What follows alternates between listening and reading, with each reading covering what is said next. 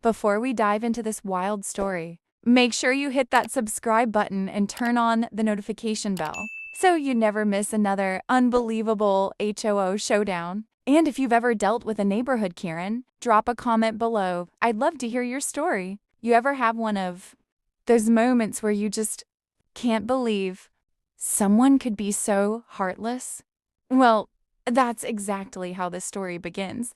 Imagine moving into a quiet suburban neighborhood, hoping for peace, fresh beginnings, and a supportive community. Instead, we got smacked in the face with a dose of pure selfishness, the kind you'd expect from a bad TV drama, except this was painfully real. It all started when my younger brother Daniel came to live with me. Daniel has been in a wheelchair since an accident a few years back. He's one of the strongest, funniest, and most inspiring people I know. But for him, even basic things most of us take for granted, like entering his own home, can become monumental challenges.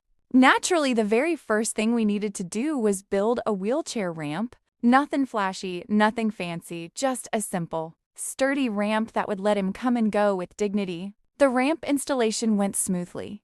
Within a week, it was set up. Daniel was thrilled, finally able to roll right up to the front door without struggling or relying on me to lift him every single time. We thought our new life in the neighborhood was off to a great start.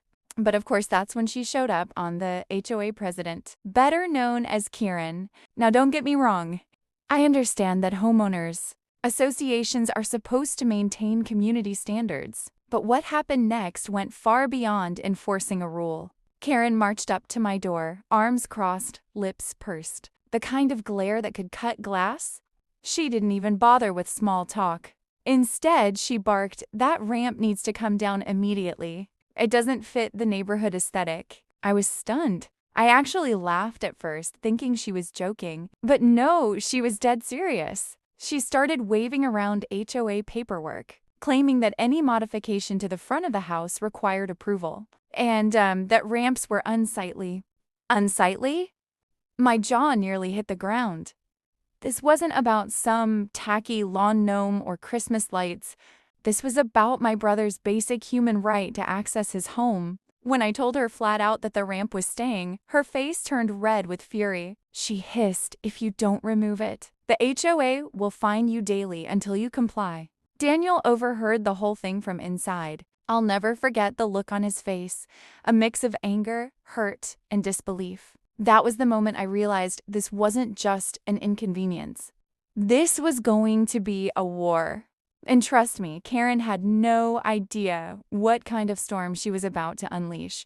After that first confrontation, I thought maybe Karen would cool off, realize how unreasonable she sounded, and just let it go. But if there's one thing about an HOA Karen, it's that she thrives on control. And once she set her sights on our ramp, she wasn't going to back down easily. The very next morning, I opened my front door to find a bright yellow envelope taped to the siding. Inside was an official-looking letter from the HOA, complete with their logo at the top. It ordered me to remove the ramp within 10 days or face daily fines of $200, the letter called the ramp an unauthorized structure and claimed it negatively impacted property values. I felt my blood boil. Property values. Since when does a wheelchair ramp threaten anyone's property value? This wasn't some neon-colored monstrosity. It was a plain, tasteful ramp built to code. Still, I tried to stay calm. I thought maybe this was just Karen flexing her muscles. And if I attended the next HOA meeting, I could explain our situation and put the issue to rest. But Karen wasn't interested in explanations. At the meeting, she practically staged a performance. She held up photos of our ramp as if it were a crime scene, claiming it was a blight on the neighborhood, and accusing me of disregarding community harmony. Every time I tried to speak, she cut me off, banging her little gavel like she was presiding over a courtroom. Finally, I stood up and raised my voice.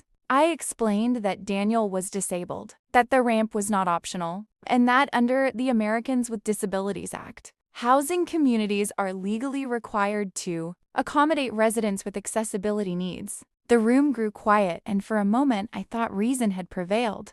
But then Karen smirked and said, the ADA doesn't override HOA rules. If you want to live here, you'll follow our standards. That's when I knew we were in for a fight. Not only was she wronged, dangerously wronged, but her arrogance was breathtaking. A couple of neighbors exchanged uneasy glances, clearly uncomfortable with her stance, but most stayed silent. It was obvious Karen had intimidated people for years, and they weren't eager to challenge her. After the meeting, she cornered me in the parking lot and hissed, "You'll regret defying me. This community doesn't bend the rules for anyone." What she didn't know was that I had already started documenting everything, every threat, every letter, every word. If Karen wanted a war, I was ready to fight it, not just with anger, but with facts, allies, and the law. And soon enough, she was going to find out just how badly she'd underestimated us. We knew Karen wouldn't back down, and ignoring her had only made her louder. So I changed tactics. Instead of trying to reason with the person who seemed determined to punish us, I decided to build a community around my brother people who would stand up for what's right. The first step was simple: tell the truth. I started by posting a clear, calm message on the neighborhood group chat explaining Daniel's needs and the ramp's purpose. I included photos, the ramp's measurements, and the building permit documents to show everything was above board. Responses trickled in, some supportive, some cautious.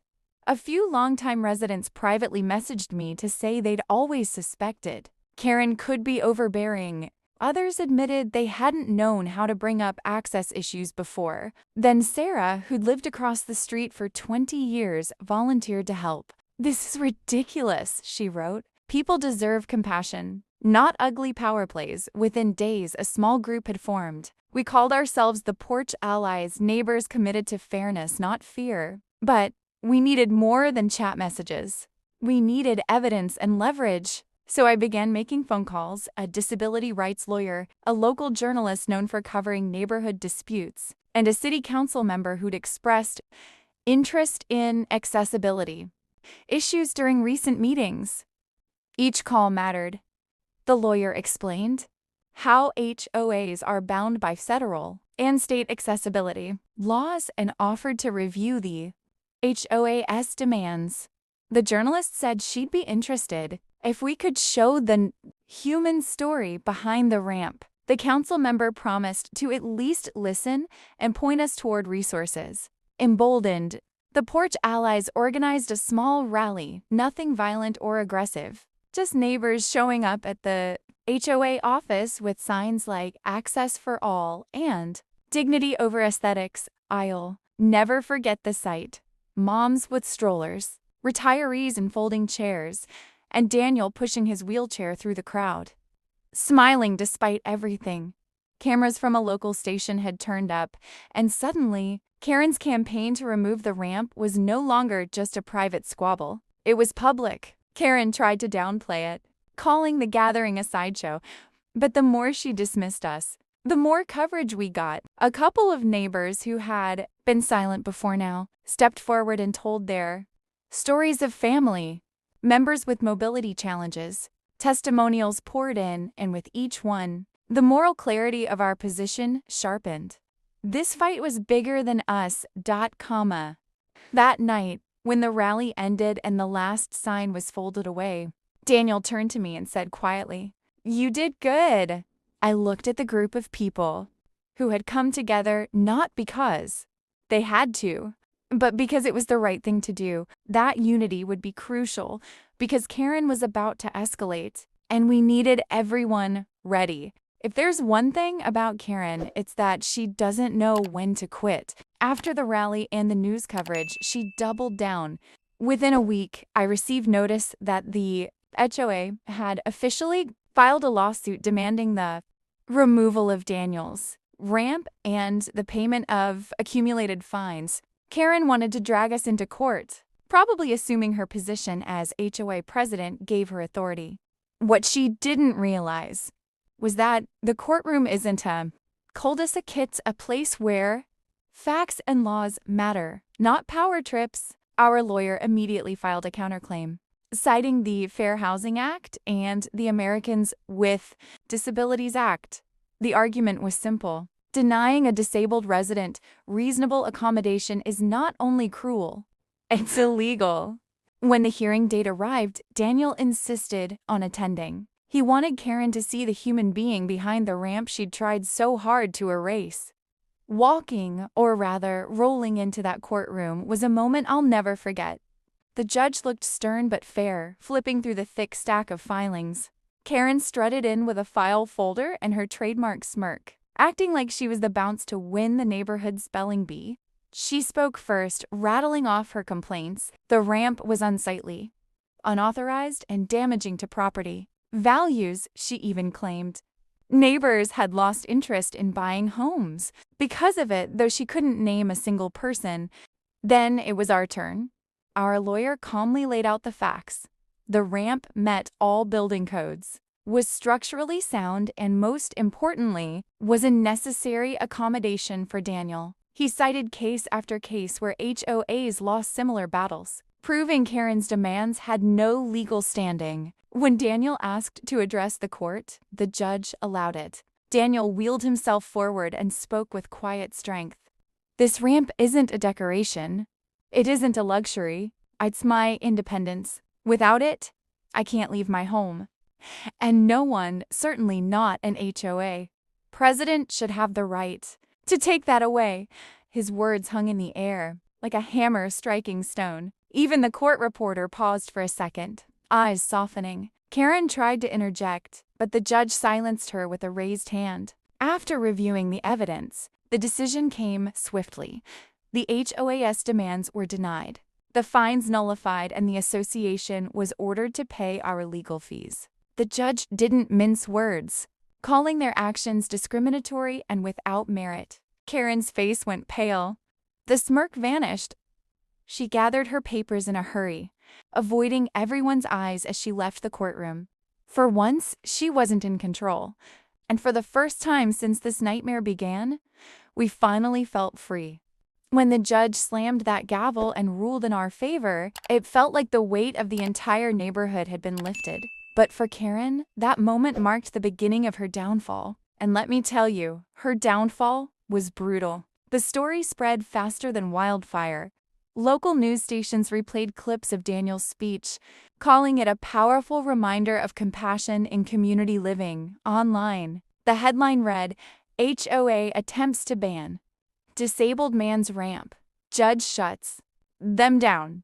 Neighbors who had stayed silent during the ordeal suddenly came knocking, some to apologize, others to offer support. It was clear Karen's reign of intimidation had officially ended. But the real backlash came from within the HOA itself. Remember those board members who sat quietly while Karen led the charge? They weren't quiet anymore. Emails started circulating, and within a week, an emergency HOA meeting was called, not to discuss Daniel's ramp, but to discuss Karen's removal as president. People stood up one after another, recounting how she had bullied them over trivial matters for years. The color of a front door, a basketball hoop left in a driveway, even holiday decorations. The ramp fiasco was the final straw. In the middle of the meeting, Karen tried to defend herself, shouting that she had only been protecting the community's standards. But the room wasn't buying it. One neighbor flat out told her, "Standards don't mean anything if they strip people of their dignity." That line got a round of applause. By the end of the night, the vote was unanimous. Karen was ousted from the board. As for Daniel, the impact went far beyond our neighborhood. A local disability advocacy group reached out to feature his story in a campaign about accessibility rights. He even spoke at a city council meeting, encouraging lawmakers to strengthen protections against HOA abuse. Seeing him in front of a microphone, cracking jokes between serious points, reminded me that sometimes the toughest battles create the strongest voices. The ramp, once a target of hostility, became a symbol. Neighbors began adding small accessibility features to their own homes, even if they didn't need them, just to show solidarity. Driveways got wider, pathways got smoother, and the community actually improved something Karen swore would never happen: Irony has a funny way of settling scores. Looking back, I realized this was never just about a ramp. It was about standing up to bullies no matter what title they hide behind. Karen thought she had the power, but when people united around what was right, her empire of fear crumbled. And every time Daniel rolls up that ramp with a smile on his face, it's proof that compassion will always outlast control.